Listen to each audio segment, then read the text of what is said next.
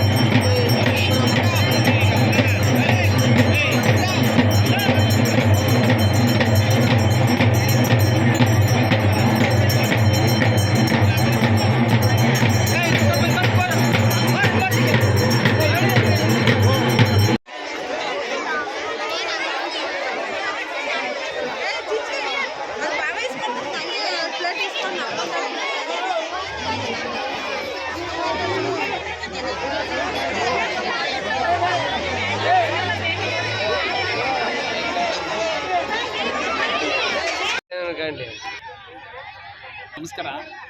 ನಾವಿವತ್ತು ಜಟ್ಟಿಹಗ್ರರ ಕೆರೆ ಅಂಗಳದಲ್ಲಿ ದೇವಗಾನಿಕೆ ಬೇವಿನಳಮ್ಮನವರ ಒಂದು ಜಲಧಿ ಮಹೋತ್ಸವದಲ್ಲಿ ನಾವಿವತ್ತು ಪಾಲ್ಗೊಂಡಿದ್ದೇವೆ. ಬೇವಿನಳಮ್ಮ ಇದು ದೇವತೆ 7 ಮಂದಿ ದೇವಗಾನಿಕೆಯರಲ್ಲಿ ಒಬ್ಬರು. ಈ ನಮ್ಮ ಕೊರಟಗೆರೆ ಅದರಲ್ಲೂ ಸಿಎನ್-ದುರ್ಗ ಪರಿಸರದಲ್ಲಿ ಏನು 7 ಜನ ದೇವಗಾನಿಕೆಯರಿದ್ರಲ್ಲೇ ಅದರಲ್ಲಿ ಬೇವಿನಳಮ್ಮ ಕೂಡ ಒಬ್ಬರು. ಇಲ್ಲಿ ವಿಶೇಷ ಅಂತಂದರೆ ಈ 7 ಜನ ದೇವಗಾನಿಕೆಯರಲ್ಲಿ ಬೇವಿನಳಮ್ಮ ವಿಶೇಷವಾಗಿರೋದು. ಬೇವಿನಳಮ್ಮನ ಆಚರಣೆಗಳು ಸಂಪ್ರದಾಯಗಳು ವಿಶೇಷವಾಗಿ ನಾವು ಮಾಡ್ತೇವೆ. ಇಲ್ಲಿ ಪ್ರತಿ ವರ್ಷವೂ ಕೂಡ ಜಾತ್ರೆ ನಡೆಯುತ್ತೆ.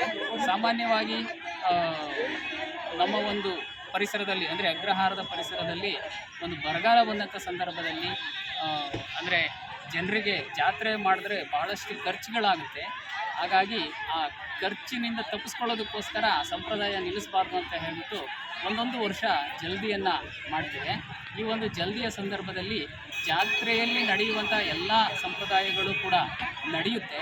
ಆದರೆ ಜಾತ್ರೆಯಲ್ಲಿ ನಡೆಯುವಂತಹ ಊರಾಡುವಂಥದ್ದು, ಅದೇ ರೀತಿ ಮಡ್ಲಕ್ಕಿಯನ್ನು ತುಂಬಿಸ್ಕೊಳ್ಳುವಂಥದ್ದು, ಅದೇ ರೀತಿಯಾಗಿ ಮಾರನೇ ದಿನ ಏನೊಂದು ದೇವರಿಗೆ ಬಲಿಯನ್ನು ಕೊಟ್ಟು ಮಾಂಸಾಹಾರವನ್ನು ಮಾಡೋದು ಇಲ್ಲಿ ಸಾಮಾನ್ಯವಾಗಿ ಕಂಡುಬರೋದಿಲ್ಲ. ಯಾಕೆ ಅಂತಂದರೆ ಖರ್ಚಿಂದ ತಪ್ಪಿಸ್ಕೊಳ್ಳೋದಕ್ಕೋಸ್ಕರವೇ ಜಲ್ದಿ ಮಾಡ್ತಾ ಇರೋದ್ರಿಂದ ಈ ಜಲ್ದಿ ಸಂದರ್ಭದಲ್ಲಿ ಕಡಿಮೆ ಖರ್ಚಿರುತ್ತೆ.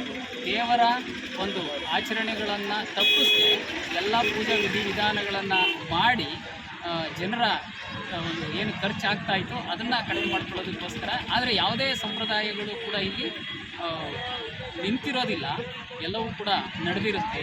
ಈ ಒಂದು ಬೇವಿನಳಮ್ಮನ ಜಾತ್ರಾ ಸಂದರ್ಭದಲ್ಲಿ ಭಾಗವಹಿಸಿದಂಥ ಎಲ್ಲರಿಗೂ ಕೂಡ ಶುಭವಾಗಲಿ ಅಂತ ನಾನು ಆಶಿಸ್ತೇನೆ.